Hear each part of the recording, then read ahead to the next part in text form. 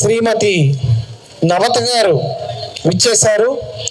వారికి మనందరి తరఫున, హిందువులందరి తరఫున హృదయపూర్వక స్వాగతం, సుస్వాగతం. నమస్కారం అమ్మా. నవత గారి గురించి చిన్న పరిచయ వాక్యాలు. తన నిశిత విశ్లేషణలతో ధర్మంపై దాడి జరుగుతున్నప్పుడు అడ్డుగా నిలుస్తూ హిందుత్వ ఆశయాల కోసం నిరంతరం శ్రమిస్తున్నారు నమితి గారు. కొన్ని సంవత్సరాల పాటు మెయిన్ స్ట్రీమ్ మీడియాలో పనిచేసి తనకంటూ ఓ గుర్తింపు తెచ్చుకున్నారు ఆవిడ. హిందుత్వం, జాతీయభావం గురించిన చింతన లేని ఆ ఛానళ్లను విడిచిపెట్టేసి డిజిటల్ మీడియా వైపుకి ఆవిడ మళ్ళారు. అవర్ వాయిస్ అనే యూట్యూబ్ ఛానల్ని ప్రారంభించారు జర్నలిస్ట్ నవత గారు. హిందూ ధర్మ ప్రచారం, సంరక్షణలో తనదైన ముద్ర వేశారు. హిందుత్వం కోసం నిలబడడం పెద్ద సాహసమే, అందులోనూ మహిళ అయ్యుండి. నిత్యం బెదిరింపులు వస్తూనే ఉంటాయి. నవత గారికి సైతం అలాంటి బెదిరింపులు కోకొల్లలు. వాటికి బెదిరిపోకుండా విలువల కోసం నిలబడడం అంటే కేవలం మాటలు చెప్పడం కాదు, అది ఒక పోరాటం అని నిరూపిస్తున్న our voice group of channel CEO ప్రముఖ జర్నలిస్ట్ నవత గారిని మనం సగౌరవంగా వేదిక మీదకి ఆహ్వానిస్తున్నాం. ఈ చల్లటి సాయంత్రాన్ని తన అద్భుతమైన సందేశంతో ఇంకా మనోరంజకంగాను విజ్ఞానదాయకంగా చేయవలసిందిగా ప్రార్థిస్తూ మీ అందరి తరఫున నవత గారిని ఆహ్వానిస్తున్నాను. ఒకసారి భారత్ మాతాకి, భారత్ మాతాకి, భారత్ మాతాకి, వందే మాతరం, వందే మాతరం, వందే మాతరం. జై శ్రీరామ్, జై శ్రీరామ్, జై శ్రీరామ్. హిందూ సమ్మేళనం ఒక కాలనీలో కలిసి బ్రతుకుతున్నా అది వినడానికే కానీ కనబడడానికి కానీ సమాజంలో హిందువులను ఏకం చేసి ఒక దగ్గర పరిచయం చేస్తూ హిందూ సమాజాన్ని నిలబెట్టాలి అనే సంకల్పంతో రాష్ట్రీయ స్వయం సేవక్ సంఘ్ 100 సంవత్సరాలు పూర్తి చేసుకున్న సందర్భంగా ఈ హిందూ సమ్మేళన కార్యక్రమాన్ని నిర్వహిస్తుంది. నిజంగా రాష్ట్రీయ స్వయం సేవక్ సంఘ్కి మీ తరపు నుంచి, నా తరపు నుంచి మనస్ఫూర్తిగా ధన్యవాదాలు. ఈరోజు ఆ సంకల్పం RSS తీసుకోకుంటే ఇలా మనమందరం ఒక్కచోట కలిసే వాళ్ళం కాదు, మాట్లాడుకునే వాళ్ళం కాదు. ఎవరి జీవితాలు వాళ్ళవి, ఎవరి బ్రతుకులు వాళ్ళవి, ఎవరి లైఫ్ స్టైల్ వాళ్ళది. పరిగెడుతూనే ఉన్నాం. పరిగెత్తింది చాలు, కాసేపు ఆగండి. అసలు మీరు పరిగెత్తడం వల్ల సాధిస్తుంది ఏంటి, మీరు కోల్పోతుంది ఏంటి, మీరందరూ తెలుసుకోవాలి అనే ఒక ఆలోచనను తీసుకువచ్చి ఆ ఆలోచనలను ఆచరణలో పెట్టి వాడ బస్తీలో కూడా ఈ హిందూ సమ్మేళనాలు నిర్వహిస్తున్నారు. అండ్ హిందూ సమ్మేళనం కోసం ఒక 15 రోజుల ముందు నుంచే పనిచేస్తున్న కమిటీ సభ్యులందరికీ కూడా మనస్ఫూర్తిగా నమస్కారాలు. ఇంతమందిని ఒక దగ్గర గ్యాదర్ చేయడం అంటే అంత చిన్న విషయం కాదు. ముఖ్యంగా అది హిందువులని మనకెందుకు అని నిద్రావస్థలో ఉన్న మనల్ని నిద్ర తట్టి లేపడం అంటే కొంచెం గొప్ప విషయమే అని చెప్పాలి. ఆ విషయాన్ని ముందుకు తీసుకెళ్ళిన ప్రతి ఒక్కరిని కూడా మనస్ఫూర్తిగా అభినందిస్తున్నాం. అసలు ఎందుకు సంఘ్ ఈ నిర్ణయం తీసుకుంది, కారణం ఏంటి అనేది ఒకసారి మాట్లాడుకోవాల్సి వస్తే 2047 భారతదేశానికి స్వతంత్రం వచ్చి 100 సంవత్సరాలు అవుతుంది. 100 సంవత్సరాలు అవుతున్న సందర్భంగా మనకి భారతదేశంలో ఏం సాధించామంటే చెప్పుకోవడానికి ఏదైనా ఉండాలి. ఇప్పటికే ప్రపంచంలో 3వ స్థానానికి వెళ్ళిన భారత్ 2047కి అగ్రస్థానంలోకి వెళ్ళడానికి, విశ్వ గురువుగా మారడానికి మనందరం భాగస్వామ్యం కావాలి. దేశం అభివృద్ధి చెందడం అనంటే ప్రజలు అభివృద్ధి చెందడం. ఏ దేశంలో అయితే, ఈ దేశం అనే కాదు, గుర్తుపెట్టుకోండి, హిందువులు ఏ దేశాల్లో ఉన్నారో అంటే వలస వెళ్ళిన హిందువులు మెజారిటీగా ఉంది భారతదేశమే. హిందువుల దేశం ఏదైనా ఉంది అంటే భారతదేశమే. కానీ ప్రపంచంలో ఏ దేశం అభివృద్ధి చెందాలన్నా భారతీయ మేధస్సుతో కూడిన హిందువుల అవసరం ఉంది. అందుకే ప్రపంచ దేశాల్లో చూడండి, చాలా మంది అగ్రగాములంతా కూడా హిందువులై ఉంటారు, భారతీయులై ఉంటారు.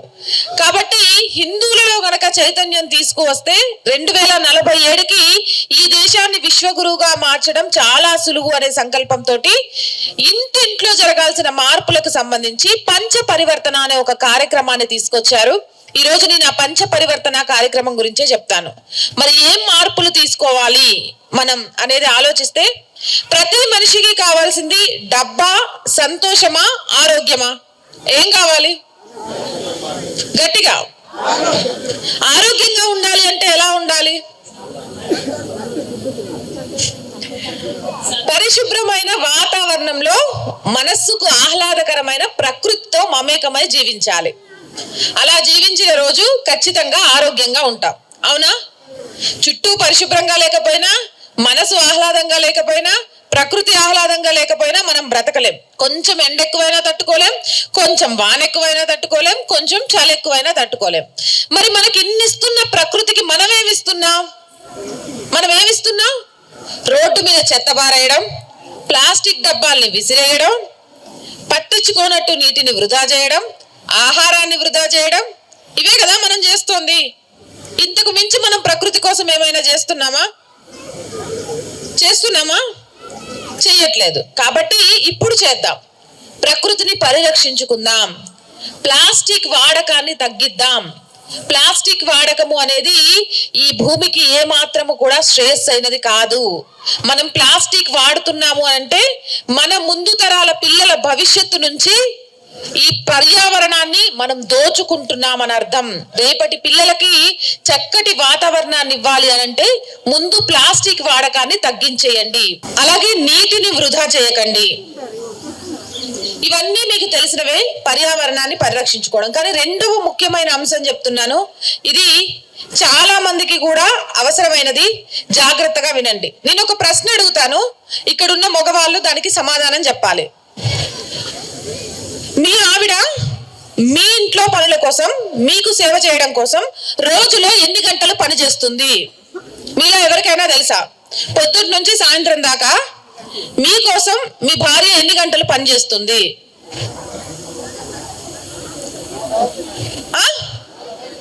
4 hours. అవును, 24 hours. ఓకే అమ్మ, మీరు చెప్పండి, మీ భర్త జోబుల్లో ఏ బ్యాంకుల ఏటీఎం కార్డులు కానీ క్రెడిట్ కార్డులు కానీ ఉన్నాయి? ఎంతమంది భార్యలకు తెలుసు? 1, 2, ఇద్దరికి తెలుసు.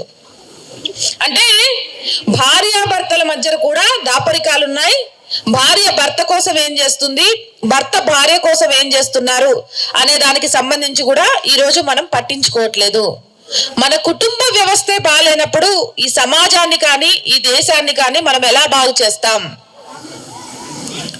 మనం సమాజం గురించి ఆలోచిస్తున్నాం, దేశం కోసం ఆలోచిస్తున్నాం, బాగానే ఉంది. అసలు మన కుటుంబాన్నే మనం పట్టించుకోవట్లేదే. ఇప్పుడు తల్లిదండ్రులు ఉన్న వాళ్ళంతా చేతులెత్తండి. నాకు పిల్లలు ఉన్నారు అన్న వాళ్ళంతా ఒక్కసారి చేతులెత్తండి. ఇప్పుడు మీరు చెప్పాలి, మీ పిల్లలకు ఏ సోషల్ మీడియాలో అకౌంట్లు ఉన్నాయి, ఏ పేర్లతో ఉన్నాయి, ఎంతమంది స్నేహితులు ఉన్నారు దాంట్లో? ఎంతమంది పేరెంట్స్ కి తెలుసు? అవి ఒకటి చెప్తుండే, ఏది తెలియదట వాళ్ళ పేరెంట్స్ కి, ఏమీ చూడరట ఒక్కరికి. అంటే మనం భార్య గురించి భర్త పట్టించుకోవట్లే, భర్త గురించి భార్య పట్టించుకోవట్లే, పిల్లల గురించి తల్లిదండ్రులు పట్టించుకోవట్లే. ఎలా బ్రతికేస్తున్నాము అనంటే, భర్త అనేవాడు సంపాదించడం కోసమే పుట్టిన ఒక యంత్రం. భార్య అనేది ఇంటి పనులు చేయడానికి ఉన్న ఒక మిషన్. పిల్లలు అనేవాళ్ళు చదువుకొని రేపు మళ్ళీ ఇంజనీర్లో డాక్టర్లో కావడానికి పరిగెత్తే ఒక ప్రాణి. ఇంతే కదా మనం బ్రతుకుతుంది. మరి నిజంగా కుటుంబం అంటే ఇదేనా? కుటుంబం అంటే ఇదేనా? ఒకప్పుడు కుటుంబం అంటే ఎలా ఉండేది? స్కూల్ నుంచి పిల్లలు రాగానే అమ్మమ్మ, తాతయ్య, లేకపోతే అమ్మ, నాన్న వాళ్ళతో మాట్లాడటము, మంచి చెడులు తెలుసుకోవడము, స్కూల్లో ఏం జరిగిందో చెప్పడము. ఏ పేరెంట్ అయినా ఏ రోజైనా మీ పిల్లల్ని అడిగారా, మీరు చదువుకుంటున్న చదువు మీకు నచ్చుతుందా, మీకు స్కూల్లో ఏమైనా ఇబ్బంది ఉందా, లేకపోతే ఎవరైనా మిమ్మల్ని ఇబ్బంది పెడుతున్నారా, ఏదైనా మీరు చెప్పుకోలేకపోతున్నారా అనే విషయాన్ని కనీసం ఒక్క రోజులోనైనా సరే యాజ్ ఏ పేరెంట్ గా మీ పిల్లలతో మీరు మాట్లాడుతున్నారా? తల్లిదండ్రులుగా ఎంతమంది మాట్లాడుతున్నారు? ఒకరిద్దరు. అంటే మనం ఫీజులు కడితే అయిపోయిందా అండి? ఈరోజు పిల్లలు ఎలా పెడదారిన పడుతున్నారు. సోషల్ మీడియా అనేది ఎంతవరకు మంచిదో అంత చెడ్డది. దాని గురించి పిల్లలకు ఎంతవరకు ఉపయోగించాలి, ఎంతవరకు ఉపయోగించకూడదు, దాంట్లో చేసే స్నేహం వల్ల కలిగే నష్టాలేంటి. మీ బిడ్డ ఒక ఫోన్ రాగానే మీ కొడుకో మీ బిడ్డో బయటికి వెళ్ళి ఫోన్ మాట్లాడుతుంది అంటే మీ ముందు ఫోన్ మాట్లాడలేని అంశాలు ఏముండుంటాయి? ఎందుకు పిల్లలు అలా అవుతున్నారు? ఏ రోజైనా కనుక్కున్నారా?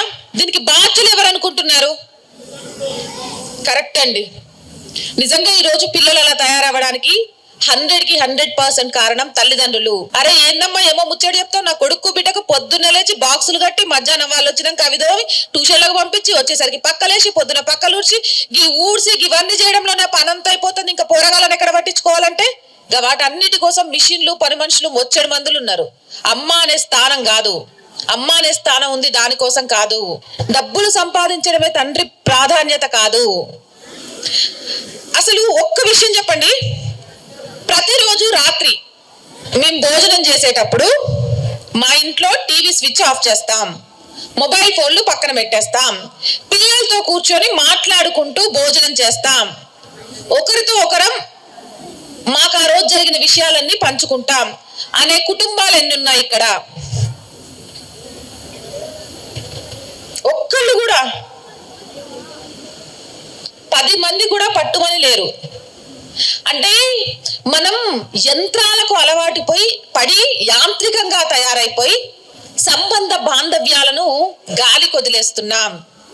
మన కళ్ళ ముందే ప్రతిరోజు వార్తల్లో జీవితాలు నాశనం అయిపోతున్న పిల్లల గురించి విన్నా, భార్యాభర్తల మధ్య దూరం పెరిగి ఒకరినొకరు చంపుకుంటున్న వైనాలు విన్నా, మనం యాంత్రికంగా బ్రతుకుతున్నామే తప్ప వాటికి కారణం ఏంటి, రేపు ఆ ప్రమాదం నా ఇంటికి రాకుండా ఉండాలంటే నేను ఏం చెయ్యాలి అని ఏ ఒక్కరూ కూడా ఆలోచించట్లేదు.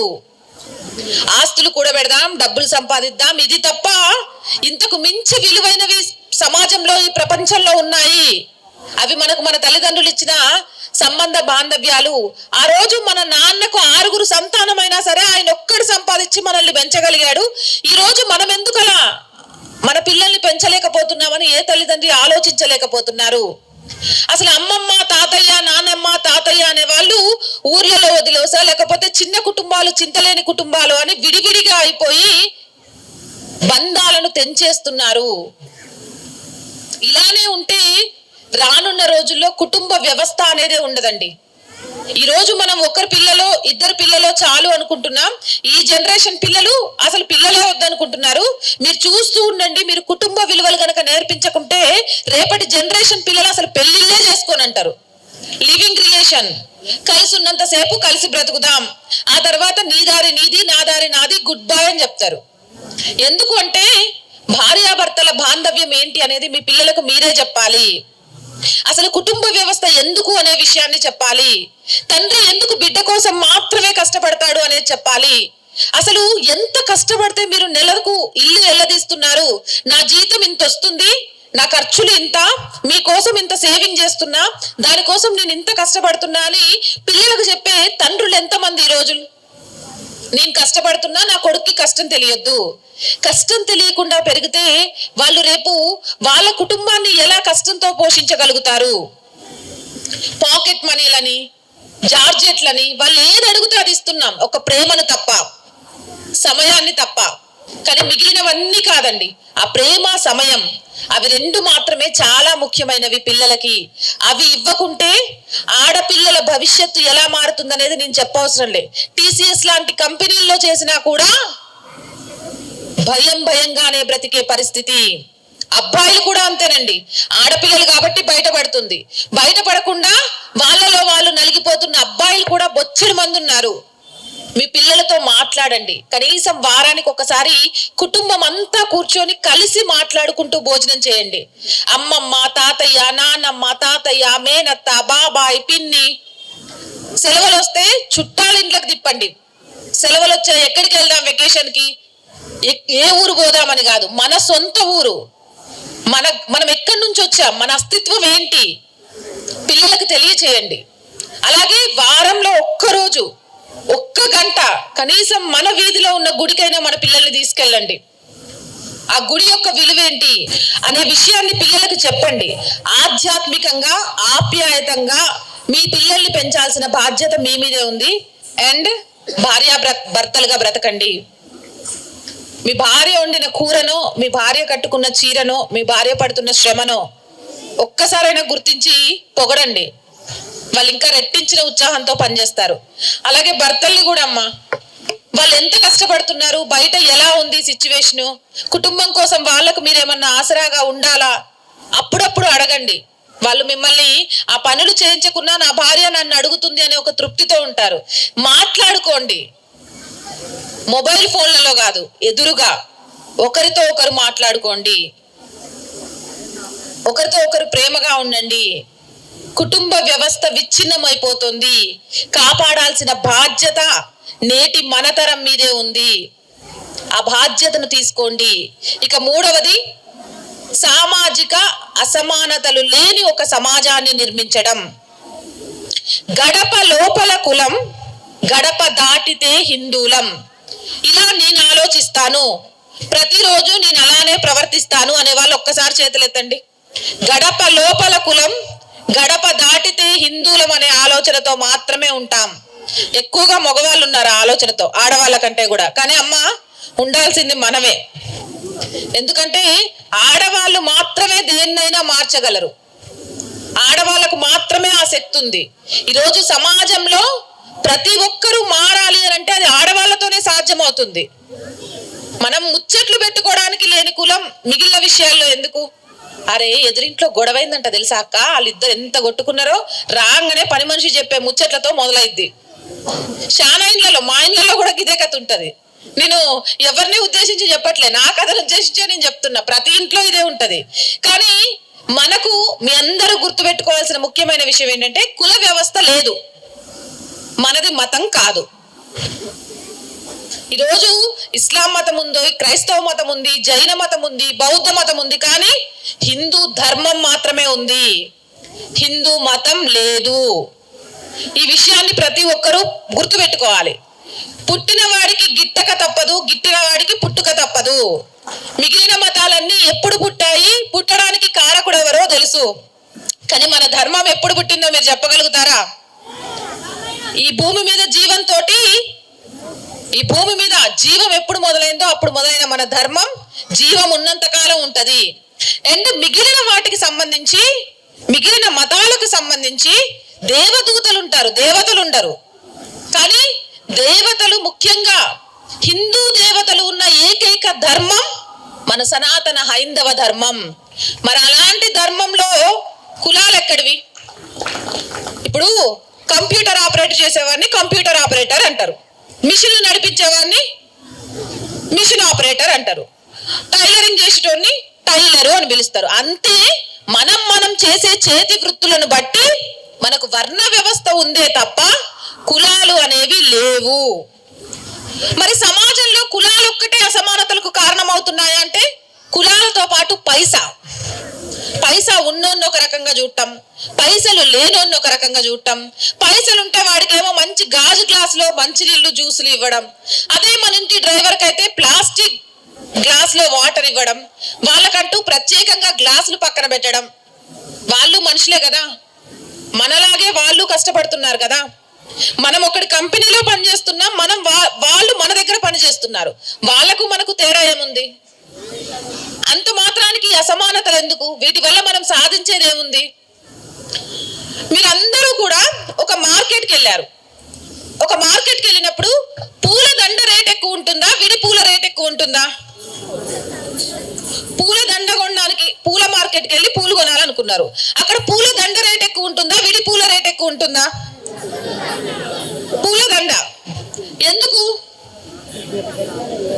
పూల దండకు ఎక్కువ రేట్ ఉంటుంది? అవన్నీ కలిసి కట్టుగా ఒక దారపు పోగుతో కలిసి ఉంటాయి, మిగిలినవి విడివిడిగా ఉంటాయి. ఆ విడివిడి వాటన్నిటినీ ఒక్కటిగా కూర్చడానికి సమయం పడుతుంది. ఆ సమయాన్ని తీసుకోవడానికి ఈ రోజు ఎవ్వరూ ఇష్టపడట్లేదు. కాబట్టి ఎక్కడైతే ఐక్యంగా ఉంటారో అక్కడ రాజకీయ నాయకులు కానీ మరొకరు కానీ ఐక్యతగా ఉన్న వాళ్ళ వైపు మొగ్గు చూపుతున్నారు.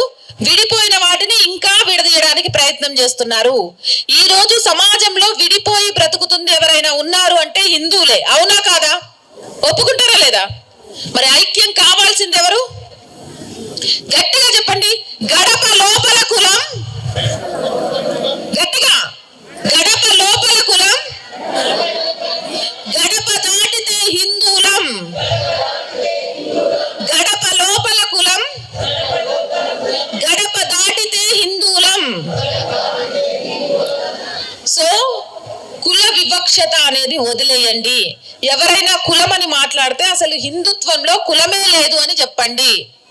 జనాభా లెక్కల వాళ్ళు రేపు వస్తారు. వచ్చినప్పుడు 2 విషయాలు గుర్తుపెట్టుకోండి. మీరెవరు అంటే హిందూ దగ్గర టిక్ కొట్టండి. మీ కులం కాదు, దిమ్మ తిరిగి బొమ్మ కనబడాలి వాళ్ళకి. నెంబర్ 2, మీకు తెలిసిన భాష ఏది అంటే సంస్కృతం అని టిక్ పెట్టండి. సంస్కృత భాషను కాపాడాల్సిన బాధ్యత కూడా మన మీదే ఉంది. అంతరించిపోతోంది. అన్ని భాషలకు మూలమైన మన సనాతన హైందవ ధర్మానికి నెలవైన సంస్కృత భాష కూడా కనుమరుగవుతుంది. త్వరలోనే జనాభా గణన జరగబోతోంది. ఈ 2 మాత్రం టిక్ పెట్టడం మర్చిపోకండి. నువ్వెవరు అంటే ఏం చేయాలి? హిందువు అనే దగ్గర టిక్ పెట్టాలి. నీకు తెలిసిన భాషలు సంస్కృతం. ఎందుకంటే మనం మాట్లాడే రోజు వాడుక భాషలో కూడా కనీసం 1-2 సంస్కృత పదాలు వస్తూనే ఉంటాయి. కాబట్టి అది మనకు తెలియదు అని అనుకుంటే పొరపాటే.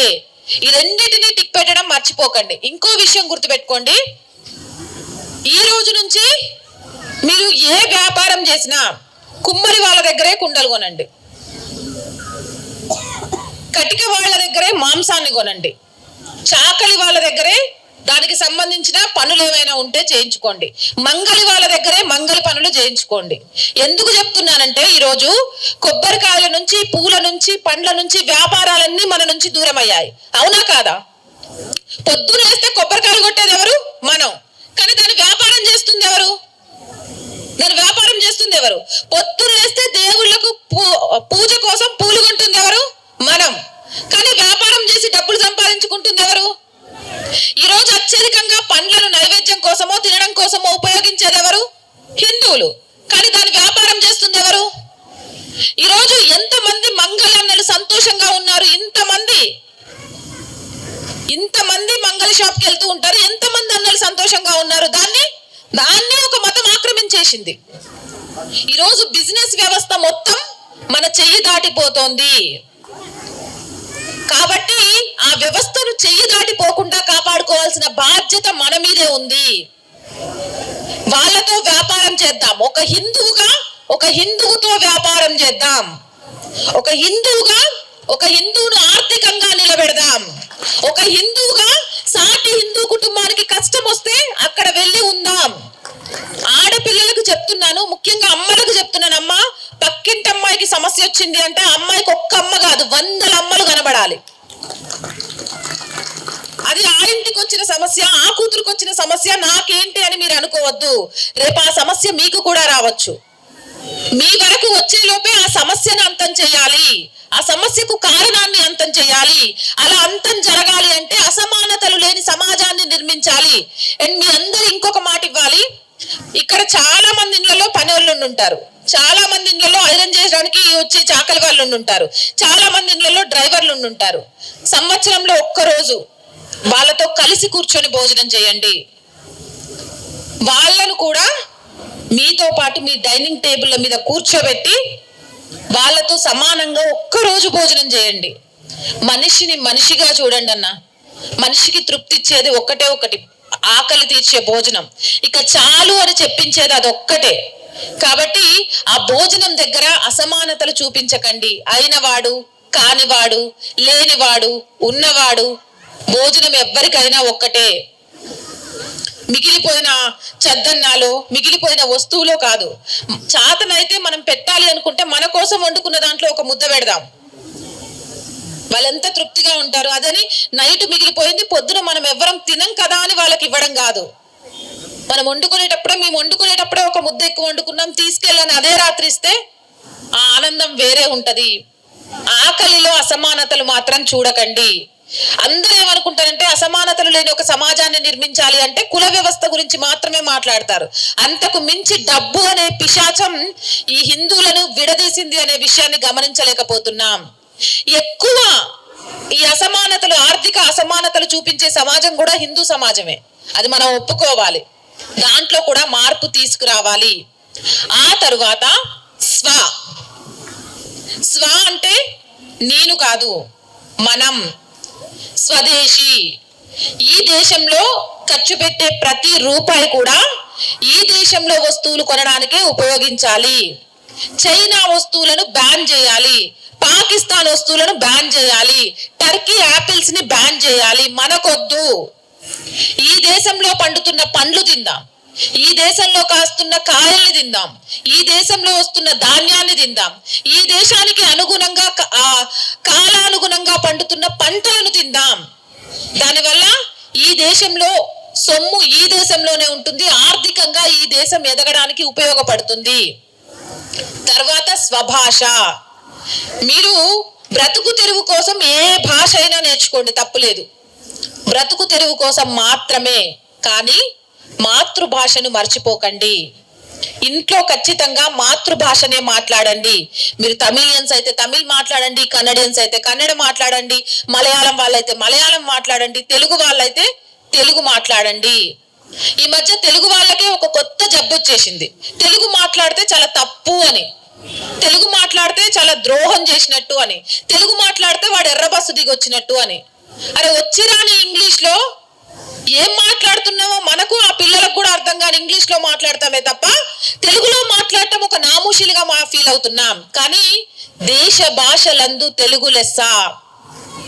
ఆ విషయాన్ని మర్చిపోకండి. అమ్మమ్మ, తాతయ్య, అత్తమ్మ, మామయ్య, పిన్ని, బాబాయ్, ఈ పదాలు ఎంత బాగుంటాయి. Mummy, dummy, daddy, uncle, aunty, వినడానికే కొంత ఇబ్బందిగా ఉన్న ఈ పదాలు మనకెందుకు? అమ్మ అన్నం పెట్టు అంటే ప్రేమ కనిపిస్తుంది. మా లంచ్ రెడీయా అంటే అది ఎలా ఉంటది? అడుక్కొచ్చుకున్నట్టు ఉంటది. అడుక్కొచ్చుకున్న విధానాలు మనకెందుకు? ఇప్పటికే చాలా చాలా వాటిని మన ఒంట్లోకి పూసేసుకొని బయటికి వదలలేకపోతున్నాం. కాబట్టి స్వభాషకు ప్రాధాన్యతనివ్వండి. మన భాషను మనం వదిలిపెట్టొద్దు. మన భాషను మన రేపటి తరానికి అందించాలి, దాన్ని మాట్లాడాలి, ఆ భాష గొప్పతనాన్ని తెలియచేయాలి. తర్వాత స్వభూషణ. మనం వేసుకునే వస్త్రాలు, జీన్స్లు వేసుకుంటే ఆరోగ్యానికి మంచిది కాదు. మీలో ఎంతమందికి తెలుసు జీన్స్ అనేది ఆరోగ్యానికి మంచిది కాదు? ఇక్కడున్న దరిదాపు 70-80% మందికి తెలుసు. కానీ మీ పిల్లలకు మీరు ఏం కొనిస్తారు? అంటే మీ పిల్లల ఆరోగ్యానికి మంచిది కాదు. మీ ముందు తరాలు జన్మించకుండా ఉండడానికి కూడా ఈ జీన్స్ కారణం అవుతాయని మీకు తెలిసినా కూడా వేల రూపాయలు పెట్టి జీన్స్లు కొనియడానికి ఇష్టపడతామే గానీ ఇగో ఇలా ఎప్పుడో ఒక సాంస్కృతిక కార్యక్రమాలుండి ఏదో ఒక మన వాళ్ళ బాగా అయిన వాళ్ళ పెళ్లి తప్ప మన లంగా జాకెటు, మన పద్ధతులు. ఆశ్చర్యం ఏంటంటే ఈ రోజుల్లో పెళ్లి జరిగితే పెళ్లి కూతురికి చీర కట్టడానికి ఒక మగ పిల్లగాడు వస్తున్నాడు. ఇది దౌర్భాగ్యం అనుకోవాలా లేకపోతే కలికాలం అనుకోవాలా అర్థం కావట్లేదు. చీర కట్టు రావాల్సిన అమ్మాయికి చీర కట్టడానికి చీర కట్టు తెలియని ఒక పురుషుడు వచ్చి కడుతున్నాడు, అది కూడా అన్యమతస్థుడు. అసలు వాళ్ళకి చీరలు ఉండవు కట్టుకోవడం, వాళ్ళు ఏం వేసుకుంటారో మీ అందరికీ తెలుసు. కానీ ఈ రోజు వాళ్ళు చీర కట్టు నేర్చుకొని ఇక్కడికి వచ్చి మన అమ్మాయిలకు చీర కడుతున్నారు. అంటే ఒక తల్లిగా బిడ్డకు చీర కట్టుకోవడం కూడా మనం నేర్పించట్లేదు. అది చాలా పెద్ద తప్పు కదా. చీర కట్టుకుంటే నేరం కదా. షార్ట్ డ్రెస్ లో, జీన్స్ లో ఉద్యోగం చేసేటప్పుడు ఉద్యోగానికి అనుగుణంగా బట్టలు వేసుకోవద్దని ఎవ్వరూ చెప్పట్లేదు. చీరలు కట్టుకొని పరిగెత్తే బస్సులో ఎక్కమని చెప్పట్లేదు. కానీ నువ్వు వేసుకున్న బట్టల్ని చూడగానే నీకు 2 చేతులు జోడించి నమస్కారం పెట్టే విధంగా నువ్వు ఉండాలి అని మాత్రమే చెప్తున్నాను. అండ్ జీన్స్ వేసుకుంటేనే పాష్ అనుకుంటారు, బొట్టు పెట్టుకుంటే ఊరనుకుంటారు. అంటే ఈ రోజు ఒక కంపెనీలో హిజాబ్ వేసుకొని ఒక అమ్మాయి ఉద్యోగం చేయగలిగినప్పుడు అదే కంపెనీలో మన అమ్మాయి కుంకుమ పెట్టుకొని ఎందుకు ఉద్యోగం చేయలేదు? ఆ విషయాన్ని ఎందుకు ప్రశ్నించలేకపోతున్నా? మనమే మన పిల్లలకు అలవాటు చేయాలి.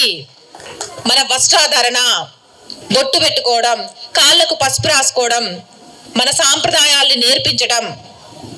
ఇవన్నీ మన బాధ్యత, మనం చేయాల్సినవి.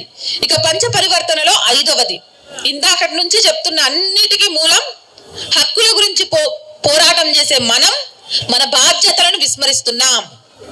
స్కూటీ మీద వెళ్తున్నప్పుడు ఇద్దరం హెల్మెట్ పెట్టుకొని వెళ్తాం అనేవాళ్ళు ఎంతమంది? 1, 2, ఇద్దరు మాత్రం. కానీ అది రూల్ అని తెలుసా అందరికి? ఖచ్చితంగా వెనక కూర్చున్న వాళ్ళు కూడా హెల్మెట్ పెట్టుకోవాలి. అంటే దీన్ని ఎవరైనా రోజు వచ్చి కొట్టారా, నువ్వు హెల్మెట్ పెట్టుకొని బయటకు వెళ్ళొద్దని చెప్పాలా? ఇవి రాజ్యాంగమో ఇంకొకరో వచ్చి బలవంతంగా నేర్పించేవి కాదు. మన బాధ్యతలు ఏంటో మనమే తెలుసుకోవాలి. సకాలంలో ట్యాక్స్ కట్టాలి. 18 సంవత్సరాల లోపు పిల్లలకు వెహికల్స్ ఇవ్వకూడదు. కార్ నడుపుతున్నప్పుడు సీట్ బెల్ట్ పెట్టుకోవాలి. పెద్దలు కనబడగానే నమస్కారం చేయాలి. గర్భవతులు కనబడితే మనం లేచి వాళ్ళకు సీట్ ఇవ్వాలి. ఇలాంటివన్నీ కూడా మనకు మనం నేర్చుకోవాల్సిన బాధ్యతలు, పాటించాల్సిన బాధ్యతలు. దీన్ని ఎవ్వరూ వచ్చి నేర్పించరు, ఎవ్వరు దీనికోసం ఒక శిక్షణ ఇవ్వరు. ఇవన్నీ మనకు మనం నేర్చుకోవాల్సినవి. ఓట్ వేయాలి. దౌర్భాగ్యం ఏంటంటే హైదరాబాద్ లో వెల్ ఎడ్యుకేటెడ్ సాఫ్ట్వేర్ కంపెనీల్లో పనిచేసేటోళ్ళు ఉంటారు, కానీ ఓటింగ్ శాతం ఎక్కడ తక్కువ ఉంటుందయ్యా అంటే ఇదే సిటీలో. మనకు ఓటు వేయడానికి ఇచ్చిన సెలవు ఎంజాయ్మెంట్ డే. ఓ మ్యాచ్ చూసుకుంటూ, ఓ సినిమా చూసుకుంటూ ఆ రోజు గడిపేస్తాం. కానీ వర్షాకాలంలో డ్రైనేజీలతో రోడ్లు నిండిపోతే నాయకుల్ని మైకులు పెట్టి బొచ్చడి తిట్లు తిడతాం. మనం సరైన నాయకుడిని ఎన్నుకోనప్పుడు మన ఓటుతోటి మనం అడిగే హక్కు ఎక్కడి నుంచి ఉంటుంది? ట్యాక్స్ కరెక్ట్ గా కడుతున్న వాళ్ళు ఎంతమంది? నాకు చెప్పవసరం లేదు ఈ విషయంలో, ఎందుకంటే ఎవరికి వాళ్ళకి తెలిస్తే చాలు. ఇప్పుడు నేను చేతులెత్తమంటే చాలా మంది కోపం వస్తుంది. రెడ్ సిగ్నల్ పడగానే ఆగిపోయే వాళ్ళు ఎంతమంది? మనం వెళ్ళే దగ్గర మనకంటే వయసులో పెద్దవాళ్ళు రోడ్డు దాటడానికో మరో దానికో ఇబ్బంది పడుతుంటే ఒక్క నిమిషం మనం సమయం వెచ్చించి వాళ్ళను రోడ్డు దాటించే వాళ్ళు, వాళ్ళ అవసరాలు తీర్చే వాళ్ళు ఎంతమంది? ఇలాంటివన్నీ ఎవరు నేర్పించరు. కానీ ఇక నుంచి మనం నేర్చుకోవాలి. ఈ పంచ పరివర్తన ప్రతి కుటుంబంలో, ప్రతి మనిషిలో జరగాలి. జరిగితేనే 2047కు ఈ దేశాన్ని విశ్వగురువుగా నిలబెట్టగలుగుతాం. ఇక నుంచి అయినా సరే ఈ మార్పులతో జీవించడానికి మీరు సిద్ధంగా ఉన్నారా? గట్టిగా అయితే నా కోసం ఒక ప్రమాణం చేస్తారా? ప్రకృతిని పరిరక్షిస్తాం. ఇక్కడ ఉన్న వాళ్ళ గొంతులు ఈ వీధి చివరికి వినబడాలి. ప్రకృతిని పరిరక్షిస్తాం. ప్లాస్టిక్ వాడకం తగ్గిస్తాం. మొక్కలను నాటుతాం. భార్యాభర్తలం రోజుకొక్కసారైనా ఎదురెదురుగా కూర్చొని మాట్లాడుకుంటాం. పిల్లల మంచి చెడుల గురించి చర్చించుకుంటాం. వీకెండ్ ఇదే పార్క్ లో భజన క్లబ్స్ పెట్టి పిల్లలందరినీ తీసుకొస్తాం. మన సంస్కృతి సాంప్రదాయాలు నేర్పిస్తాం. బాధ్యతాయుత పౌరుడిగా బ్రతుకుతాం. గల్లీ చివర కొట్టుతోనే వ్యాపారం చేస్తాం. ఆన్లైన్ వ్యాపారానికి దూరంగా ఉంటాం. స్వదేశీ వస్తువులను ప్రోత్సహిస్తాం. భారతదేశం గర్వించే భారతీయుడిగా జీవిస్తాం. హిందువుగా గర్విస్తాం. హిందువుగా జీవిస్తాం. దేశం కోసం అవసరమైతే ప్రాణాలను పణంగా పెట్టి యుద్ధం చేస్తాం. భారత్ మాతాకి, భారత్ మాతాకి, భారత్ మాతాకి వందే మాతరం, వందే మాతరం, వందే మాతరం. జై శ్రీరామ్, జై శ్రీరామ్, జై శ్రీరామ్. ఈ అవకాశం ఇచ్చిన పెద్దలందరికీ మనస్ఫూర్తిగా ధన్యవాదాలండి.